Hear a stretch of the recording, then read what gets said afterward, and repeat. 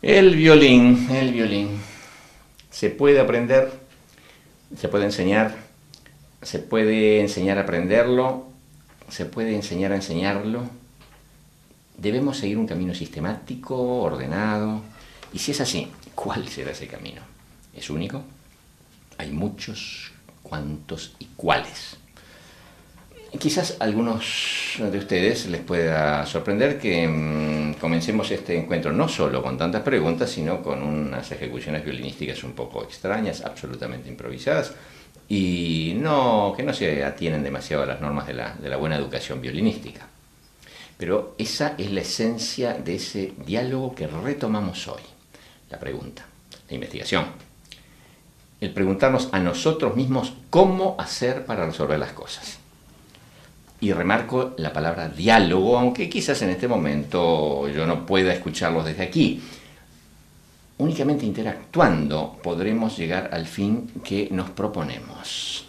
Tocar, comprender esta pequeña maravilla de madera. En los capítulos que siguen tendrán las posibilidades de trabajar con un libro visual o un libro sonoro.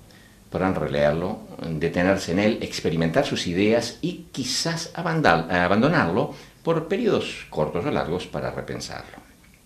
Como cualquier libro, podrá ser leído bien, podrá ser leído mal, peor o mejor entendido. Nuestro tema, el violín, estará presente en cada momento. Y aunque aparentemente nos podamos alejar de él, debemos pensar que cada comentario o cada idea pueden estar ligadas a él. El violín es una formidable herramienta de conocimiento.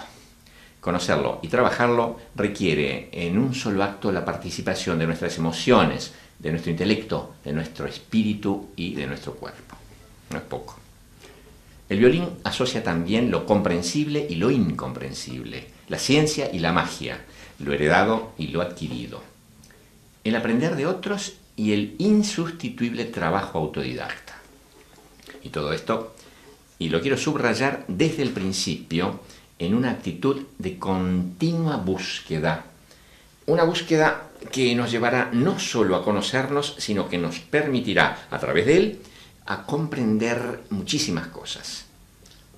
Resumiendo, el violín sirve para mucho más que para tocar el violín. La idea de intentar transmitir y compartir mis experiencias violinísticas tiene ya muchos años. El trabajo que presento aquí fue realizado entre 1988 y 1992 en el marco de mi actividad docente y como investigador de la Universidad de la República de Uruguay, concretamente en el ámbito de su escuela de música. En aquel momento, hace ya más de 10 años, me propuse desarrollar una herramienta dirigida no solo a los grandes conservatorios, sino sobre todo a zonas de nuestra América Latina donde es difícil llegar con cursos convencionales de violín y de otras materias musicales. Entre otras cosas, para hacer posible esto, se chocaba con muchas dificultades. Por ejemplo, maestros con cierta experiencia. De ahí surgió la idea de que la experiencia fuese justamente esta.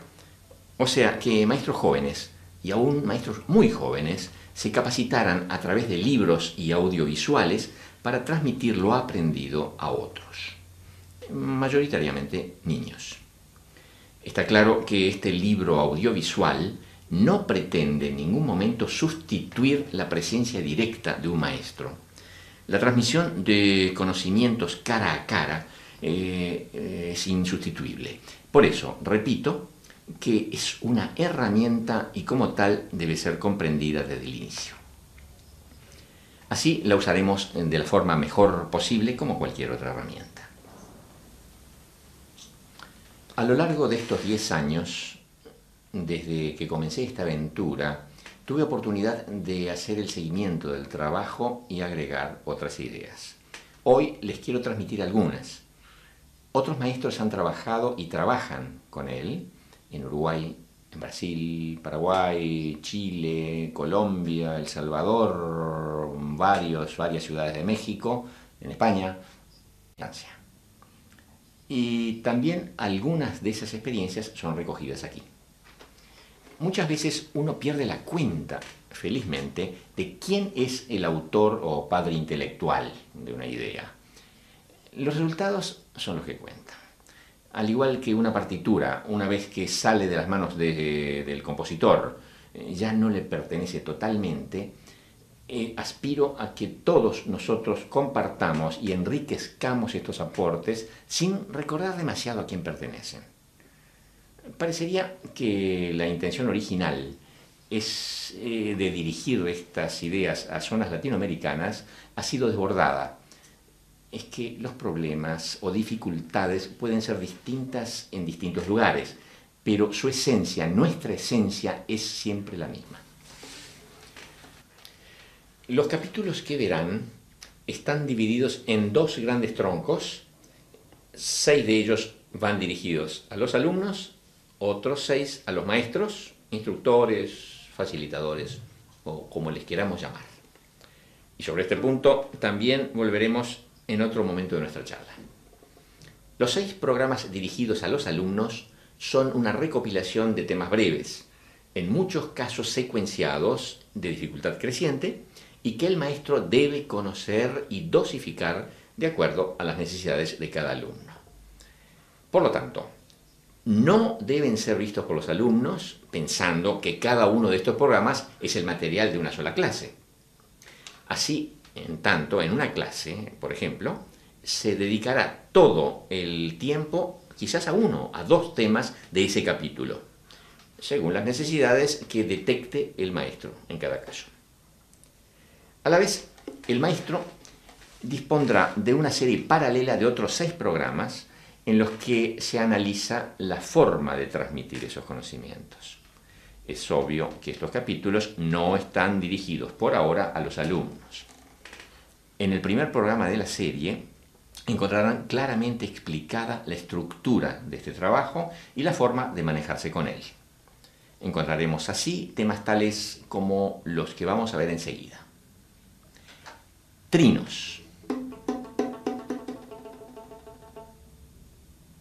Tocar el violín puede también tener que ver con imanes y con rebotes de una pelota.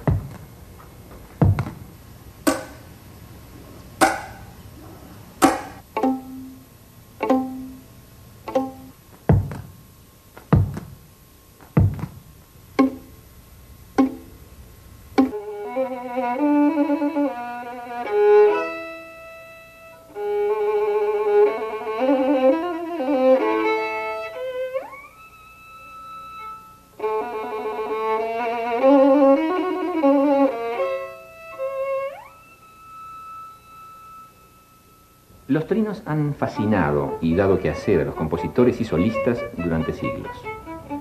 Los hay cortos, largos, expresivos, virtuosísticos, pero además son un formidable entrenamiento gimnástico, un inigualable trabajo técnico. Alguien dijo alguna vez, dime con quién andas y te diré quién eres. Podríamos también decir, dime cómo trinas y te diré qué violinista eres. Cuentan que Niccolò Paganini, el violinista más famoso de todos los tiempos, había desarrollado su técnica después de estudiar varios años, sobre todo trinos. Recuerda siempre que los trinos son una de las mejores gimnasias para todo violinista o violista. Movimientos compensatorios. ¿Sabes para qué sirve la vara que usan los equilibristas en los circos? El tigre, el leopardo o cualquier felino cuando da un brinco, o incluso las aves cuando caminan, para mantener el equilibrio. También tú, cuando caminas por un lugar tratando de no caerte o de no salirte de la línea, lo has hecho, justamente para no perder el equilibrio. Todos estos son movimientos que nuestro cuerpo hace simétricamente y también debemos usar cuando tocamos el violín. Los practicarás así. Y podrás aplicarlos con estos ejercicios. Como ves, el cuerpo se mueve un poco en el sentido contrario del movimiento del arco, lo que permite, como en el caso del equilibrista, compensar esos movimientos manteniendo el equilibrio. Distintos movimientos del arco. Y si una mano a la izquierda se animó a saltar, a hacer algo nuevo, ¿cómo no vamos a dejar que la otra se anime también a explorar cosas nuevas?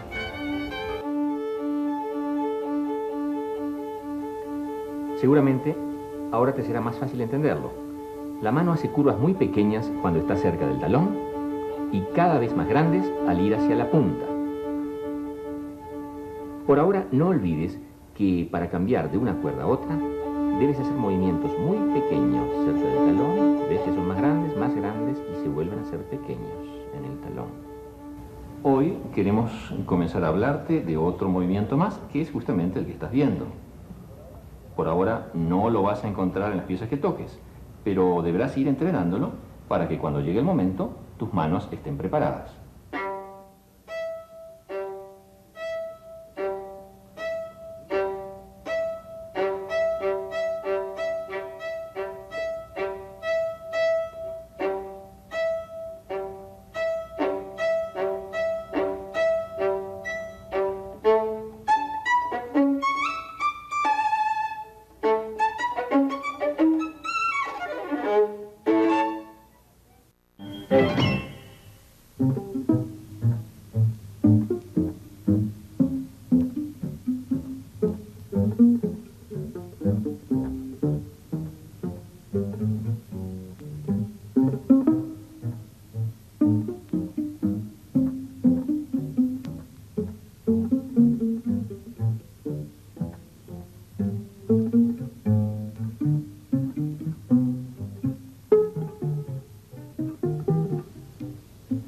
En este tema dimos un claro ejemplo de tres figuras geométricas: un triángulo equilátero en el talón, un cuadrado en el medio y finalmente un triángulo isósceles en la punta. Es muy importante que el alumno grabe en su memoria que las tres posiciones de la mano son diferentes. Volvamos atrás. ¿Qué varió de ayer a hoy? En realidad, pocas cosas. El violín se toca cada vez mejor, pero no olvidemos que hace 2 siglos ya había violinistas formidables. Lo que ha enriquecido el enfoque que les transmito hoy surge no solo de mi mayor experiencia, sino del aporte que muchas veces sin saberlo han vertido los maestros, han vertido los instructores y los alumnos que han trabajado con este sistema. Como les decía, una obra de arte, por ejemplo una sinfonía de Beethoven, fue escuchada por su compositor segurísimamente muchas menos veces que por la mayoría de nosotros.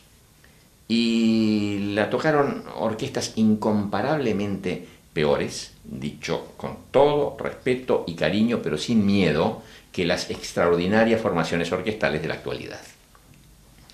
Esto se debe no solo a la acumulación de conocimientos vertidos en infinitas horas de estudio de tantos y tantos músicos que las integran, sino en el oído, en la escucha de quienes durante siglos han enriquecido esa sinfonía escuchándola, pensándola, recordándola, queriéndola. Hay entonces una evolución que sí quiero compartir con ustedes en cuanto al enfoque general de este trabajo. Algo que trasciende lo mecánico, lo estrictamente instrumental y quizás hasta lo puramente musical. Me refiero a la persona, al violinista, al estudiante, al futuro músico, de quien en general, en la mayoría de los métodos de instrumento, se habla tan poco. Esa persona o personita será quien, en definitiva, disfrute tocando el instrumento, quien comprenda y comparta su placer, su inspiración y su conocimiento con otros, y por lo tanto haga disfrutar y comprender la música a quienes la escuchan, transmitiéndoles esa emoción y esos conocimientos. Por ello, los enseñantes o facilitadores debemos tener muy en cuenta sus diferencias. Todos los seres humanos somos muy parecidos, pero no hay al igual que las hojas de cada árbol de la naturaleza, dos que sean exactamente iguales. Los procesos a que se enfrenta cada estudiante ante cualquier tipo de desafío instrumental le generan reacciones muy diversas según su capacidad, su personalidad y su historia de vida. Esta es siempre distinta. Muchas veces los maestros olvidan que el mismo movimiento, el mismo contenido técnico o musical es vivido por el alumno en forma muy diferente y a menudo caen en el error de pensar que uno es bueno y el otro es malo, que uno es genial y el otro no dotado, por emplear términos muy respetuosos que no siempre son los que se emplean. Esta es la gran tarea a la que nos enfrentamos al guiar a un principiante: detectar, comprender y respetar sus diferencias. Encontrarán esta misma reflexión al principio de cada uno de los 6 programas de la serie M, la serie que va dirigida a los maestros. Luego pasaremos a los temas concretamente violinísticos. Y al final de cada capítulo de la serie M encontrarán otros temas incluidos recientemente que, naturalmente, continúan lo expuesto en ellos para, partiendo de su contenido, plantear una mirada diferente, principalmente dirigida a quien sostiene el arco, quien baja las cuerdas, quien se aventura por los numerosos ejercicios o trozos de repertorio incluidos. Creo que hasta ahora no hemos hecho suficiente justicia a quien, en definitiva, hace sonar el violín. Él o la estudiante, la persona, la personita. Aunque pueda parecer obvio, es de él y no solo de ciertos conocimientos abstractos, que dependerá en última instancia la transmisión del milagro musical, del que el milagro violinístico es apenas una parte. Si logramos sentirlo así y transmitir esta idea, es probable que lleguemos a sentir distinto a nuestro instrumento, a sentir, en definitiva, otro violín. Bienvenidos a este primer encuentro de la serie dedicada al aprendizaje y enseñanza del violín. Estaremos juntos a lo largo de 24 programas, 12 de ellos dedicados a sus alumnos y el resto dirigido directamente a ustedes, los maestros. Empecemos por ponernos de acuerdo en que es imposible hablar de todo el violín en 24 programas. Trataré, sin embargo, de transmitirles mi propia experiencia a lo largo de casi 30 años, unida a la que he podido recoger de grandes maestros. Si nombrara a alguno en particular, sería injusto con muchos otros, cuyos conceptos también se han vertido en este trabajo. Es muy difícil establecer con precisión a quién pertenece cada ejercicio, cada estudio, cada idea. También quiero aclarar que en absoluto creo que haya una sola manera de tocar el violín. En la actualidad, las distintas escuelas se van pareciendo cada vez más entre sí. No pretendo entonces, con este sistema, imponerles una escuela particular, sino abrirles un camino, indicarles cómo ordenar, encadenar y transmitir los conocimientos, sobre todo en el caso de los maestros que recién se inician en su tarea. En cuanto al contenido, ha sido programado en módulos y cada módulo consta físicamente de un video, un cuaderno de trabajo y un audiocassette para el alumno, y de otro video y un libro dirigidos al maestro. Pero antes de que pasemos a explicar el contenido de cada uno de estos 5 elementos, es necesario que conozcan el concepto general de la obra. Cuando se intenta ordenar una serie muy vasta y variada de conocimientos, los maestros nos enfrentamos, sobre todo al principio, a un problema muy complejo. ¿Qué enseñar? ¿En qué momento? ¿Cuánto tiempo destinar a cada ejercicio? ¿Qué materiales dar a los alumnos? Etcétera, etcétera, etcétera. Para ayudarlos a encontrar una solución, dividimos nuestro sistema en 12 módulos.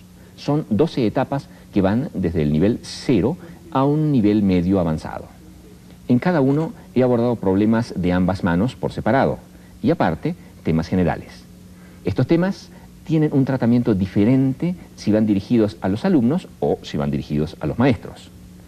En cada módulo se recuerda lo más importante del anterior y partiendo de él podremos subir un escalón más.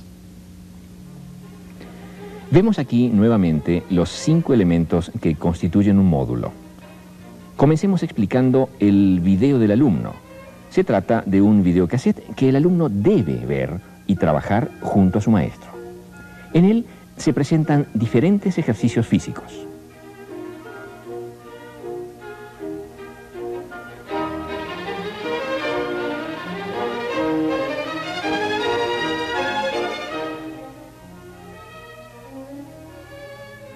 También se presentan en él algunos temas dedicados a la mano izquierda.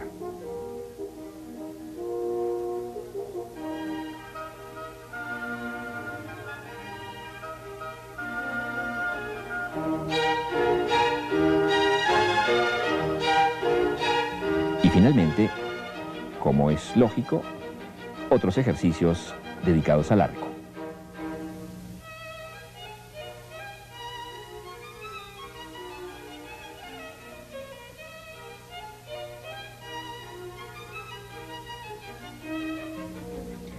Pero todos los ejemplos son mostrados de la manera más sencilla posible.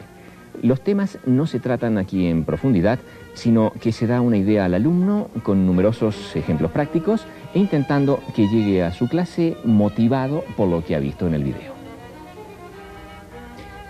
Todos los videos de los alumnos vienen separados de manera que cada tema pueda ser encontrado fácilmente buscando lo que se llama cortinilla. En esa cortinilla está el título del tema, del ejercicio que hay que trabajar con los alumnos. Aquí lo estamos viendo.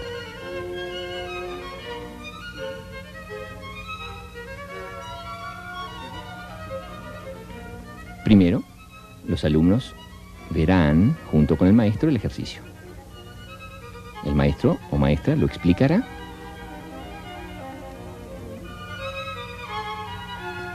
Y cuando lo hayan visto lo suficiente, detendrá la videocaseta. Lo practicará con un alumno del grupo, explicando lo que acaban de ver.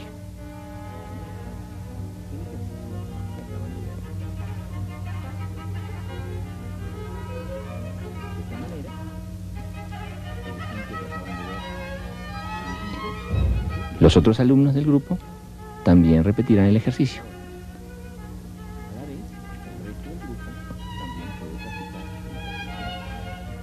Este ejercicio del cuarto dedo se hará con un alumno en especial y los otros del grupo lo repiten. Se puede y se debe retroceder el cassette todas las veces que sea necesario.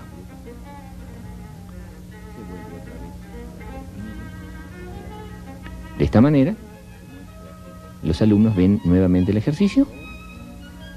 Si es necesario, la maestra lo vuelve a explicar y lo empieza a practicar otra vez con otro de los alumnos del grupo.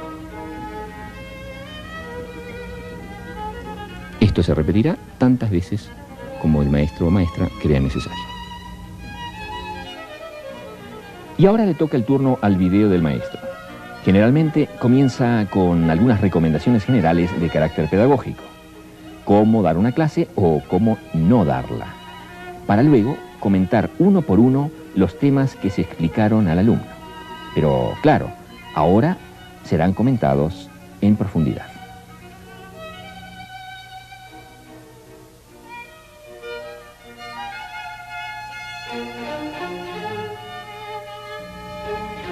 Es imprescindible que el maestro, antes de ver su propio video, haya visto tranquilamente, a solas, el video del alumno correspondiente. El video del maestro no debe ser visto por los alumnos. No se pretende aquí guardar algún secreto, sino que los temas son tratados en el video del maestro, son tratados en una forma que el alumno no comprendería y que solo le traerían confusión. Pero si algún alumno ha llegado a un determinado nivel y demuestra inclinación y aptitudes para la enseñanza, no veo ningún inconveniente en que ustedes comenten con él ese material. Llegado a este punto, ustedes se preguntarán, ¿qué trabajará, qué practicará, qué tocará el alumno entre clase y clase? Esto se soluciona justamente con el cuaderno de trabajo. En el cuaderno de trabajo, los alumnos encontrarán los ejercicios recomendados en cada video, ampliados y con una mayor variedad. El trabajo del alumno se completa por último, con un audiocassette.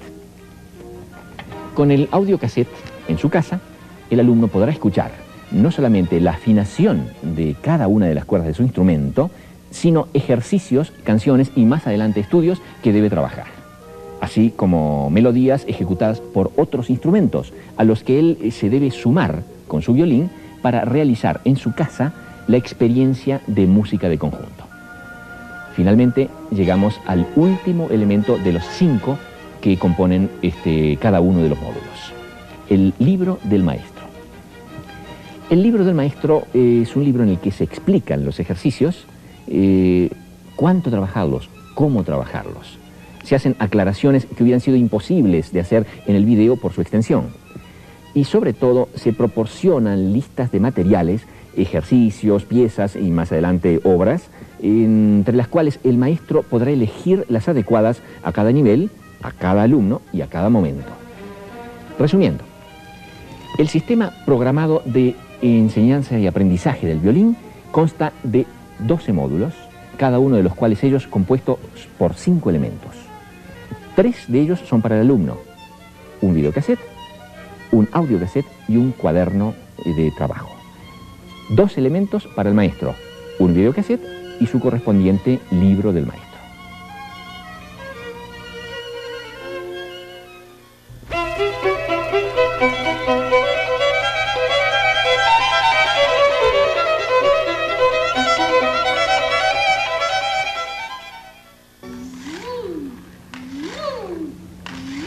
Nadie le enseñó a Federico a jugar con su autito.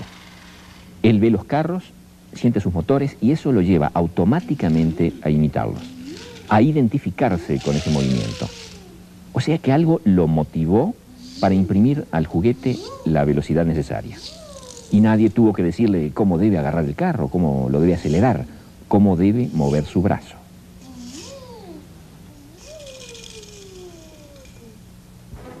Nadie enseñó a estos niños los porqués ni las leyes del equilibrio. Nadie les dijo cómo tenían que mover el cuerpo para mantenerse sobre 2 ruedas.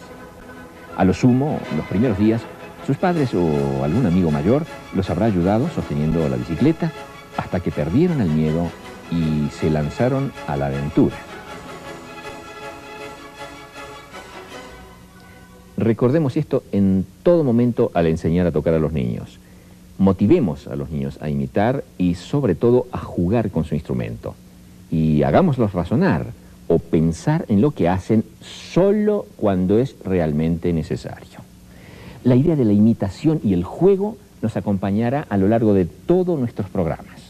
A veces les daré explicaciones algo complicadas y esto podría hacerles pensar a ustedes, maestros, que para enseñar a un niño hay que hablar mucho. Nada más equivocado. Los movimientos que se hacen en forma automática no fallan prácticamente nunca. Los maestros tienen solamente que controlar que sean mecánicamente correctos.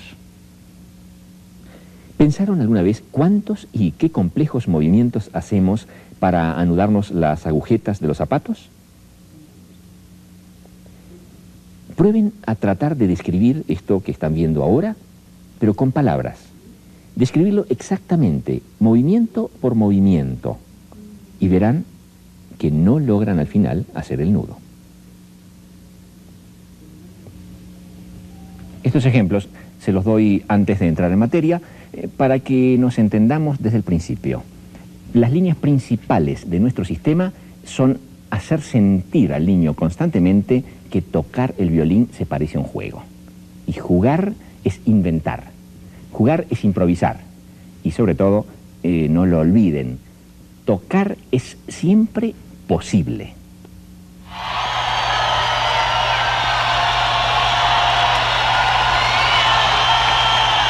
Si yo les dijera a ustedes que cada una de estas personas que están viendo puede tocar el violín, que cada una puede hacer pasajes que ustedes pensaban que eran muy difíciles, si les asegurara que estos miles y miles que estamos viendo ahora lo pueden hacer, ¿ustedes pensarían que se trata de algo dificilísimo o de algo inalcanzable?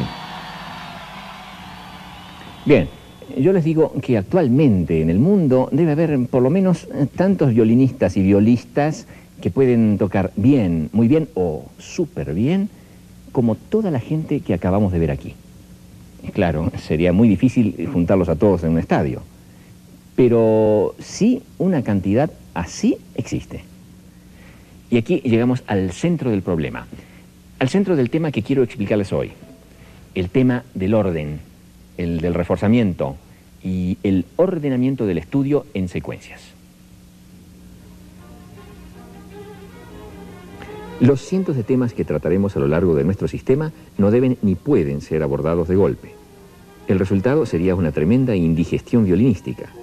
Por eso los hemos repartido gradualmente. Así, en cada módulo partimos del nivel dejado en el anterior y repetimos siempre, refrescamos, reforzamos parte de lo que ya habíamos dicho antes.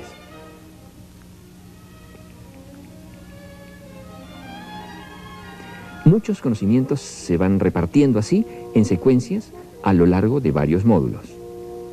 Y está claro que les recomiendo que ustedes hagan lo mismo al enseñar a sus alumnos.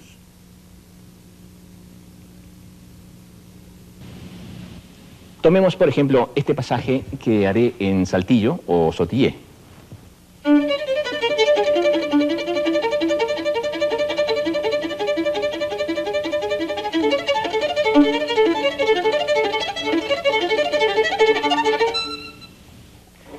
Lo comenzaremos a trabajar recién en el módulo 6.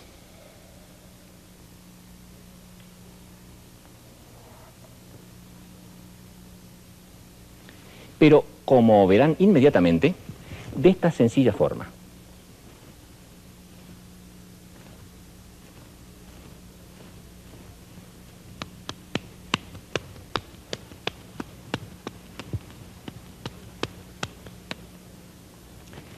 Todo esto para preparar el siguiente módulo, el módulo número 7.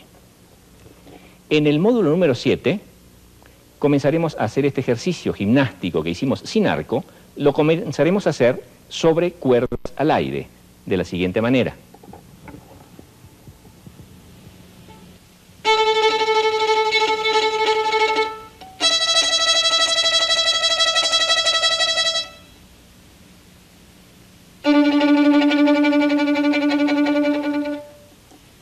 Posteriormente, en el módulo 8, ya estaremos trabajando combinaciones de 3 y 4 notas acentuadas para abajo o para arriba.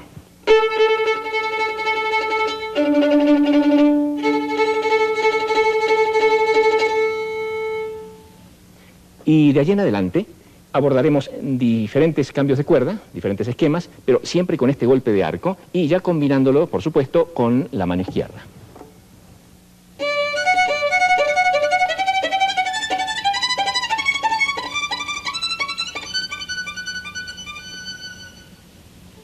Hasta llegar, según la capacidad de cada alumno y el tiempo que haya podido estudiar, a tocar obras de diferente grado de dificultad, que sin embargo son todas hijas del mismo principio.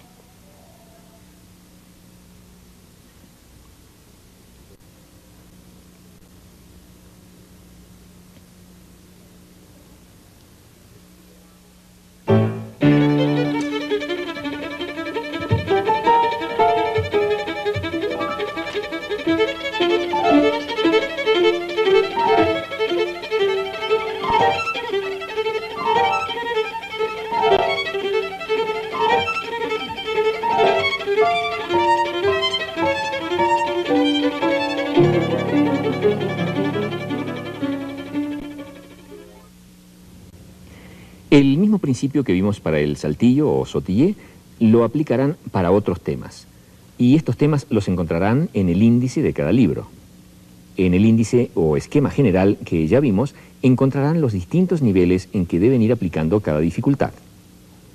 Es imprescindible que vean los 2 videos que tiene cada módulo antes de llegar a la clase a trabajar con los alumnos. Y como en un video debemos ser breves, no podemos tratar todos los temas en profundidad. Por eso, encontrarán más explicaciones en los libros que corresponden a cada módulo.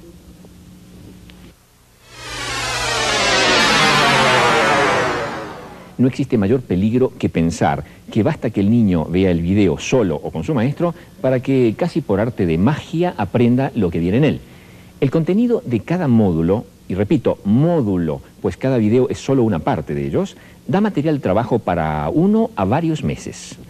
Cada tema debe ser repetido hasta que el maestro o maestra lo juzgue conveniente.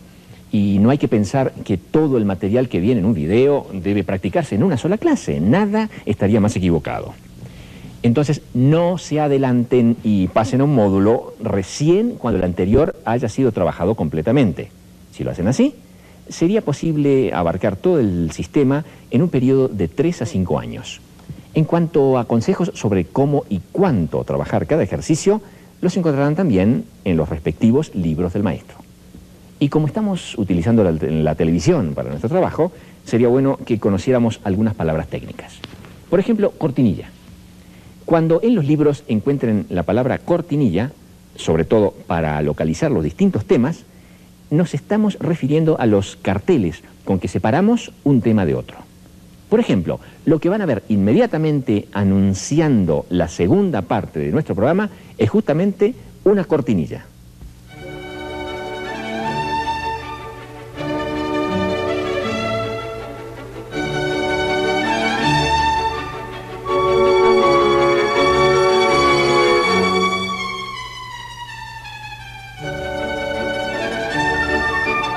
Quizás ustedes se hayan preguntado por qué no comenzamos con la mano izquierda, si esta tiene tantos problemas distintos. Justamente por eso. Porque pienso que es demasiado complicado comenzar con la mano izquierda. Preferimos dar los primeros pasos con algo que rápidamente puede ser alcanzado por los alumnos más pequeños o menos hábiles. ¿Y qué más fácil que pellizcar una cuerda con el índice? De la posición del violín y de la posición del brazo y mano izquierdas depende también la del arco y la de toda la mecánica futura del violinista o violista. Comprenderán que el punto es tan importante que tenemos que hacerlo realmente bien. El dedo índice de nuestra mano derecha es, por así decirlo, nuestra antena principal. Con él, instintivamente, tocamos, señalamos. Entonces, nos parece el indicado para descubrir dónde está cada cuerda. De esta manera, el brazo y luego el brazo y el arco comenzarán a ubicar el lugar y la altura donde se encuentra cada cuerda.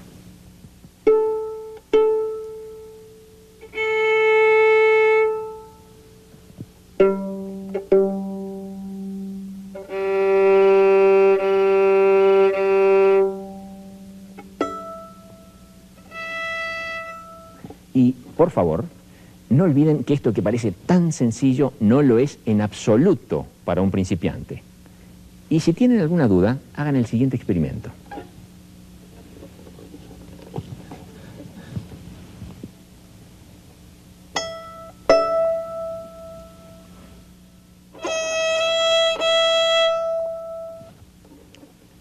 Ya se habrán dado cuenta que no es tan simple, y si lo hicieron ustedes, van a estar de acuerdo conmigo. Este pequeño recurso que les acabo de mostrar es muy simple.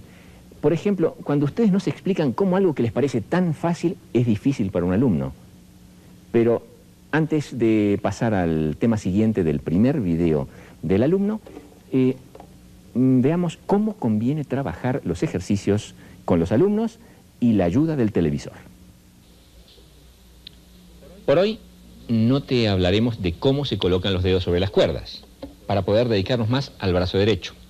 Con esta mano, con la mano derecha y por ahora sin el arco, apoyarás el pulgar en este ángulo del diapasón y empezarás a pellizcar con el índice o, como decimos en nuestro idioma musical, comenzarás a hacer pizzicatos. Lo haremos de la forma que te voy a mostrar ahora, repitiendo 4 veces el sonido de cada cuerda.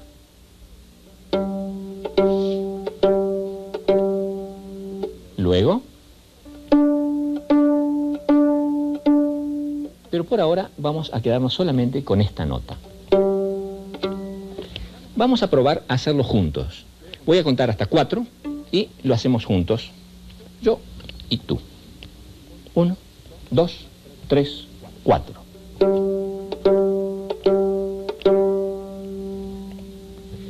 Y ahora verás, como con apenas estas 4 notas, podemos comenzar a hacer música juntos. ¿Probamos re?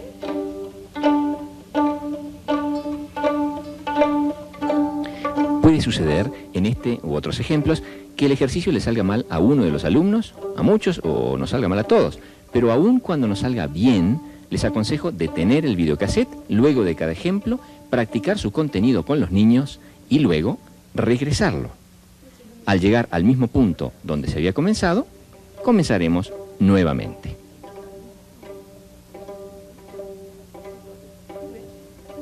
Vamos a probar a hacerlo juntos. Voy a contar hasta 4 y lo hacemos juntos. Yo y tú. 1, 2, 3, 4.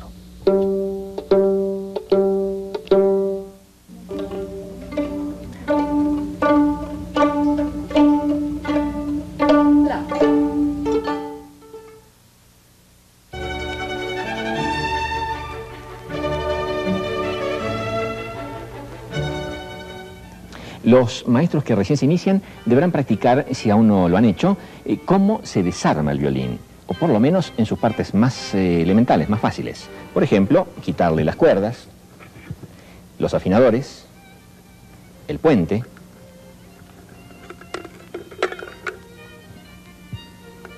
la barbada, que aquí la vemos por separado, las clavijas, etcétera. Les aconsejo tener a disposición un pequeño botiquín de primeros auxilios, por así llamarlo, con que se pueden remediar muchos problemas, los problemas más frecuentes que tienen los alumnos. Por ejemplo, cuerdas que se rompen, cuerdas que faltan, hay que tener siempre cuerdas a mano, cuerdas de repuesto, o cuerdas que muchas veces están colocadas en la clavija equivocada. Clavijas que, por ejemplo, se atoran y no quieren moverse. En ese caso conviene quitar la clavija y pintarla con una vela, un poco de cera para que se deslicen mejor. O en el caso contrario, clavijas que no quieren quedarse en su lugar y resbalan y no hay cómo sostenerlas. Conviene tener a mano un poco de gis y pintarlas con un poco de gis. Barbadas que se salen y no hay con qué ajustarlas, hay que tener un pequeño clavito para ajustarlas. Cojines que faltan o que los niños olvidan. Hay que tener pequeñas almohadillas o pequeños hule, espuma, con ligas para a veces recortarlas, una tijera para poder recortarlas, arcos sin resina y toda una serie de calamidades que acompañan siempre a las clases con principiantes. En el libro del maestro número 1 nos extendemos en este punto y les damos una serie de consejos. Recuerden que esto es muy importante, pues no hay nada más frustrante para un alumno que llegar a la clase, sobre todo cuando se quiere ir a la clase, y no poder tocar porque el instrumento no está en condiciones. Por otra parte, y esto va dirigido sobre todo a los maestros que viven en lugares muy alejados, les aconsejo enseñar lo antes posible a los alumnos a que conozcan su instrumento, o sea, a que ellos mismos puedan armarlo y desarmarlo, y sobre todo acostumbrarlos a mantenerlos en un estado de perfecta higiene. El sentir que se puede jugar con el instrumento, una de las ideas básicas de nuestro sistema, no debe hacer perderle el respeto y el cariño por él, ni llevar a que se le descuide. Estos temas también se tocan en los cuadernos de los alumnos, claro está, a un diferente nivel. De manera que desde el comienzo aprendan los nombres, las funciones de cada una de sus partes y cómo mantenerlas en orden.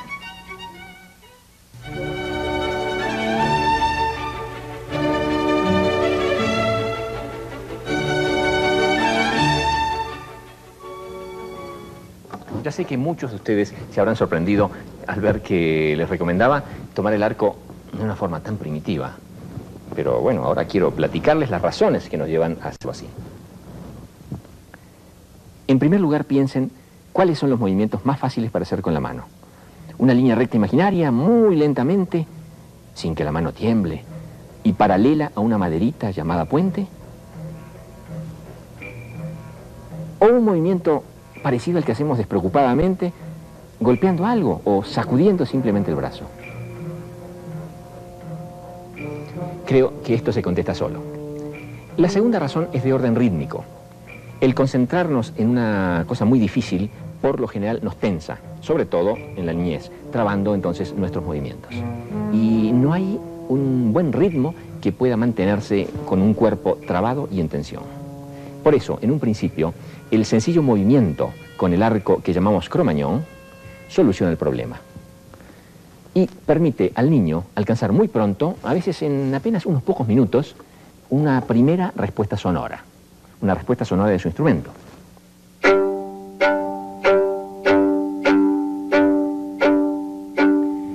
Esta primera sensación de triunfo es probable que acompañe al futuro violinista por mucho tiempo, o quizá siempre. De allí a sentir que el violín o la viola son en efecto metas posibles, algo alcanzable, hay un solo paso. Es muy importante que el primer contacto del niño con su instrumento sea positivo. Si ganamos esta primera batalla, lo más probable es que todo siga corriendo sobre ruedas. Por último, una razón de orden técnico. Todos los movimientos del brazo, de ambos brazos y en este caso del brazo derecho, nacen del hombro. Un hombro tenso o trabado dificulta todos los movimientos del arco. Al agarrar el arco en esta forma, nos es muy difícil o imposible flexionar la muñeca o el codo. Obviamente no podemos mover los dedos. ¿Qué nos queda? El hombro. Y de esta forma, casi sin darse cuenta, el niño dará el primer paso, el más importante para su hombro. Simplemente aprenderá a moverlo, a articularlo. Por lo tanto, no se preocupen ni se horroricen con este ejercicio, con esta herejía violinística. Por otra parte, la aplicaremos un tiempo bastante breve.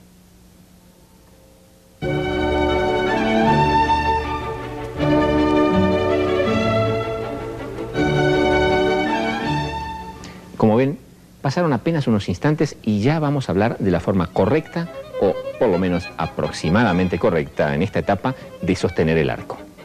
Pero atención, no se confundan. En un solo video, por razones de tiempo, debemos hablar de muchos temas en pocos minutos. Esto no significa que todo lo que ven en un programa deba trabajarse en una sola clase. De modo que esta forma correcta de agarrar el arco deberá enseñarse cuando las etapas anteriores se hayan cumplido. Me refiero a cierto desarrollo rítmico y un conocimiento, aunque sea incipiente, de dónde ubicar cada cuerda de las 4 cuerdas al aire. Por su parte, el ejercicio de tomar el arco al estilo cromañón puede seguir practicándose aún cuando se haya aprendido a tomar el arco correctamente. Y seguirá haciendo bastante bien, seguirá haciendo mucho bien para flexibilizar el hombro. Y ahora vayamos a ciertos defectos muy frecuentes en la posición del arco. Defectos que los maestros debemos controlar continuamente. No dejar que el alumno apriete demasiado los dedos, aplanándolos o tensándolos así. Si esto sucede, aflojar la mano para que conserve la forma más parecida posible a la posición de reposo. Hacer repetir la toma y retoma de posición, ya sea por encima de la baqueta o como habíamos enseñado antes en el video 1A, poniendo la mano hacia arriba tantas veces como sea necesario, hasta que la posición correcta sea la automática. Paciencia, paciencia, paciencia y más paciencia. Esto puede tardar semanas y aún meses. Es muy frecuente que el arco esté torcido hacia atrás o excesivamente hacia adelante, o que la muñeca esté quebrada hacia afuera o hacia adentro. La posición correcta es esta. Cuando estamos en el medio del arco, una línea casi recta entre la mano y el antebrazo, y cuando vamos hacia la punta o hacia el talón, pequeñas curvas, para volver en el centro otra vez a la línea recta. Esta posición del pulgar es uno de los defectos más comunes entre los principiantes. El pulgar debe mantener siempre movimiento para no perder su elasticidad y no quedar prensado así. Si lo apretamos de esta forma, transmitirá toda esta rigidez al resto de la mano.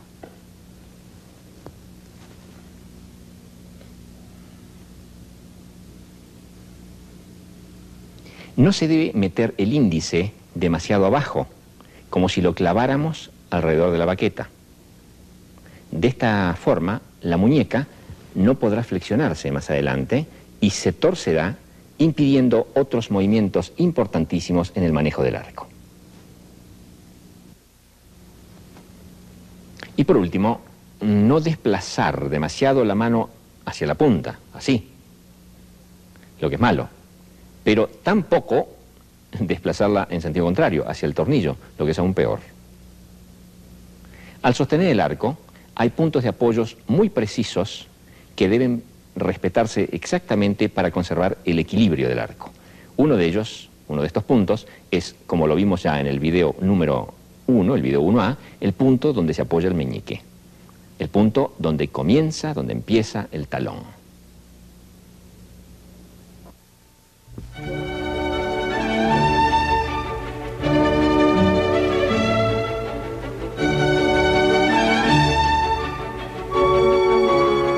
Podríamos seguir un buen rato hablando de estos y otros muchos ejercicios que sirven para asegurar el arco. Pero pienso que si miraron atentamente el video número 1 del alumno y sobre todo si practicaron los ejercicios que les mostré allí, será suficiente. Pero atención con este punto, es imprescindible que los maestros practiquen lo que quieren enseñar. Las variantes son prácticamente ilimitadas, pero es necesario estimular a los alumnos para que ellos mismos inventen sus propios ejercicios. Lo que deberán controlar en todo momento al hacerlos es que el hombro no se encoja y el brazo se coloque por delante del cuerpo. Por último, quiero recordarles que de estos pocos ejercicios que les mostré y de los muchos que ustedes pueden inventar, dependerá en gran parte el golpe de arco principal en la mecánica del brazo derecho, el détaché. Y del détaché derivan directa o indirectamente la mayor parte de los golpes de arco.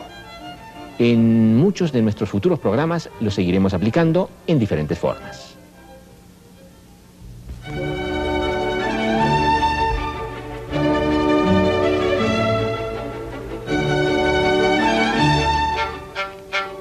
Al llegar a este punto del video 1A, el alumno se enfrenta a un pequeño resumen de lo principal que vio en él. Es como una prueba, un desafío para ver si puede unir todos los elementos en una sola ejecución. Esto no quiere decir que todos los alumnos puedan ya en una primera visión del programa hacer pizzicatos, espicatos al estilo Cro-Magnon o détaché, aunque sea solo en la cuerda de mi.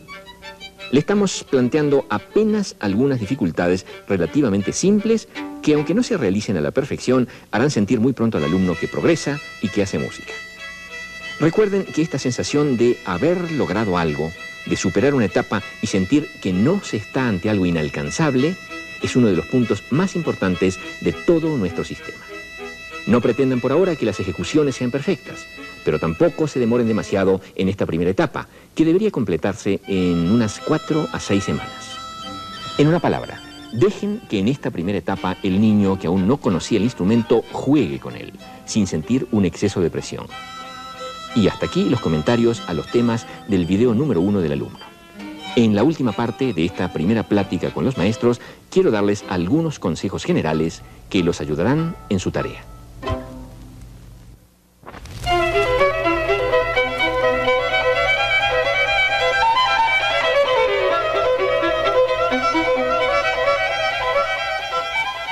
¿Listo? Tomamos el violín. Listo. A la mitad de a la mitad.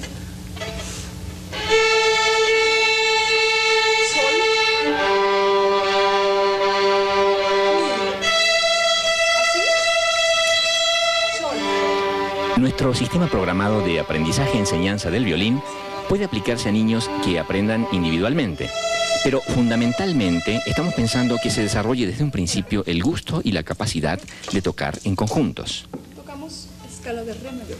Les sugiero, si esto es posible, trabajar con grupos pequeños, como estamos viendo ahora, aunque de esta manera el tiempo a veces se reduce un poco. Los videos del alumno pueden ser vistos y comentados por todo el grupo. Pero cuando llegue el momento de trabajar con cada alumno, la atención debe ser más personalizada. Si los grupos son muy grandes, será imposible trabajar uno por uno, pues no hay cosa que aburra más a un niño que escuchar que otros 10 tocan antes que él. Lo ideal es formar grupos de 3 a 6 alumnos, de manera de poder ver lo que hace cada uno. Algo importante, una parte del tiempo practicarán sentados, como hemos visto hasta ahora. Pero luego lo harán correctamente cuando vayan a tocar en orquesta si lo han estudiado así. La posición del cuerpo varía mucho cuando estamos sentados o parados y el niño debe aprender a sentarse correctamente desde el principio. ¿Ahora sí siéntese mal?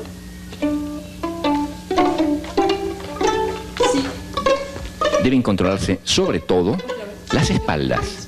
Las espaldas deben estar derechas y los violines claramente abiertos hacia la izquierda. En cuanto al repertorio, si bien en nuestros programas futuros escucharán que incluimos obras importantes, solísticas o de música de cámara, deberá usarse un repertorio en que el niño vea la actividad de conjunto, de orquesta, como la principal.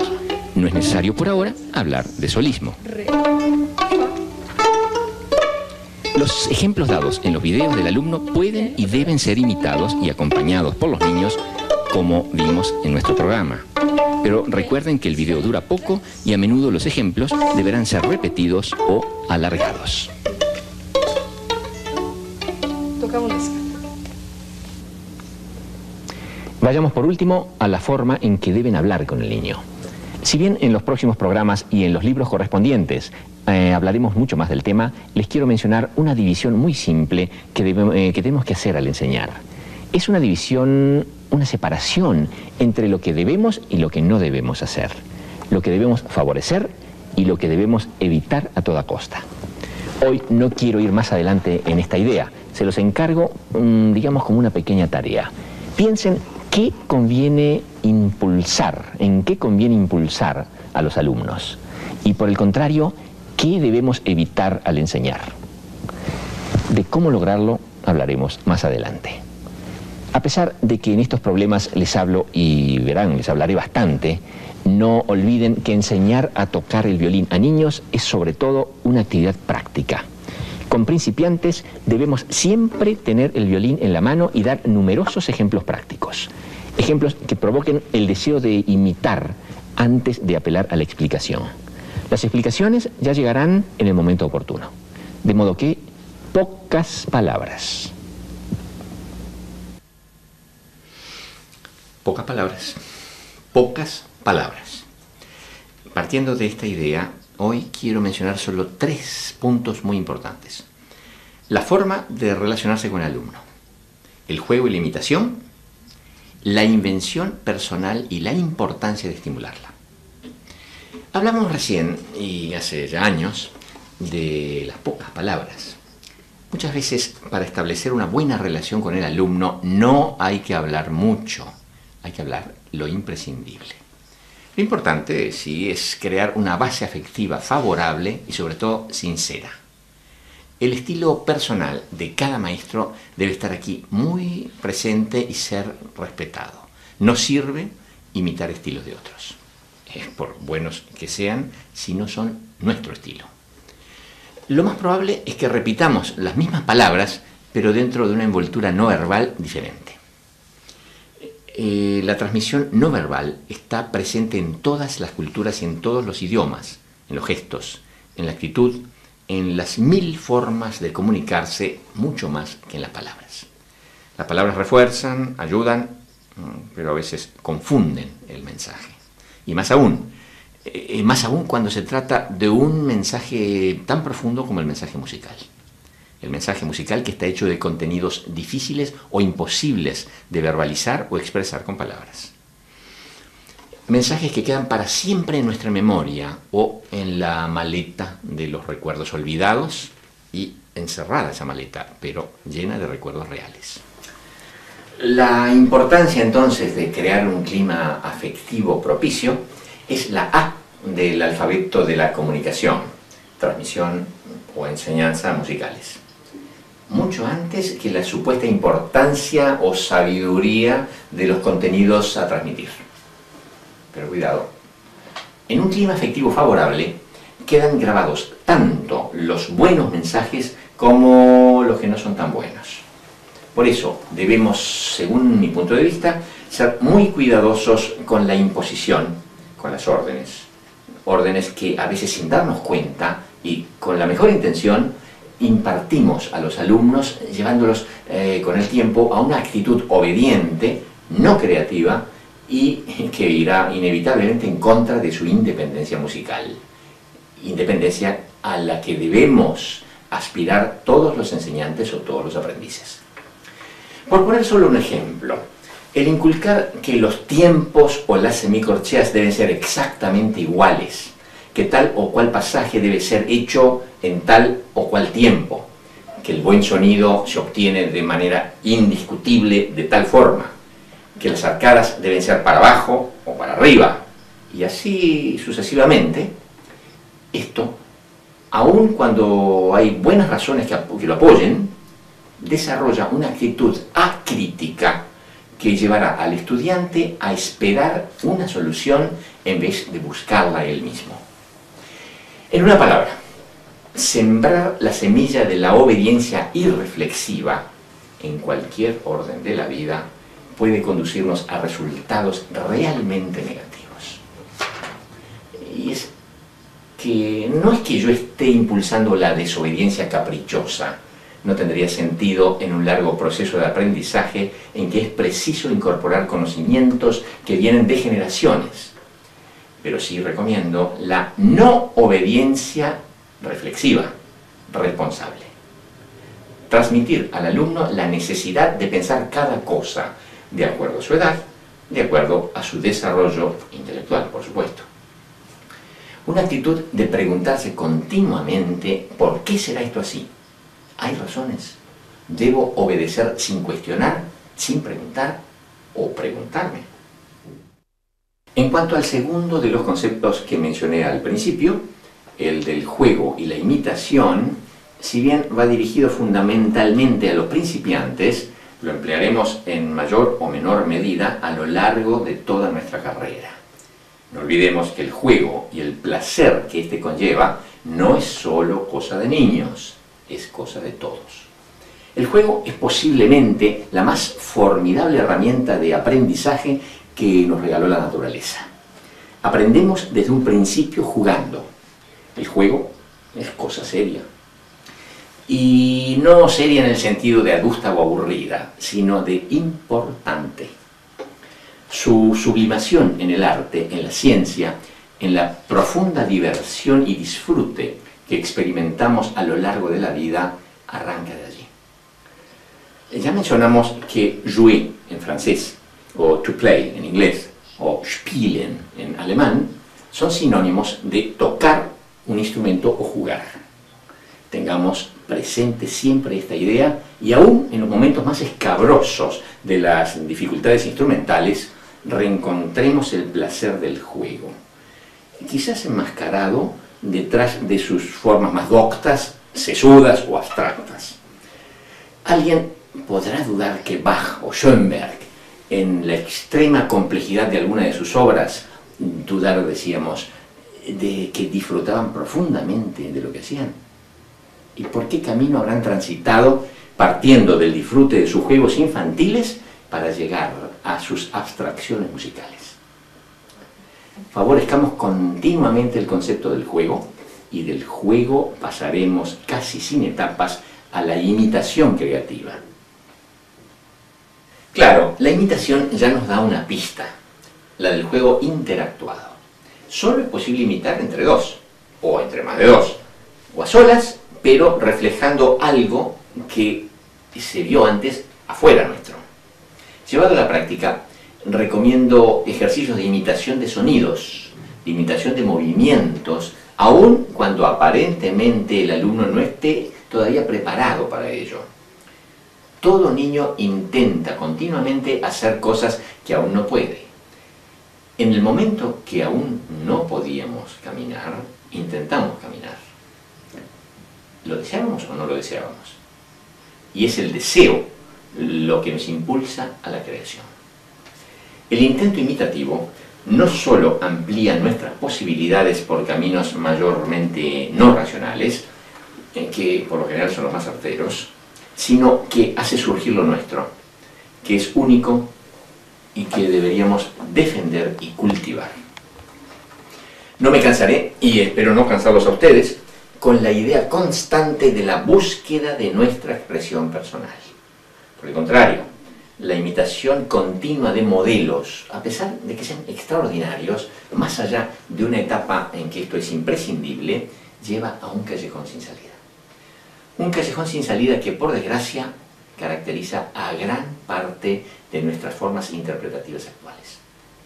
Una tendencia interpretativa que ha hecho de la multiplicación industrial, no artística, de la mayor cantidad de la globalización musical su meta.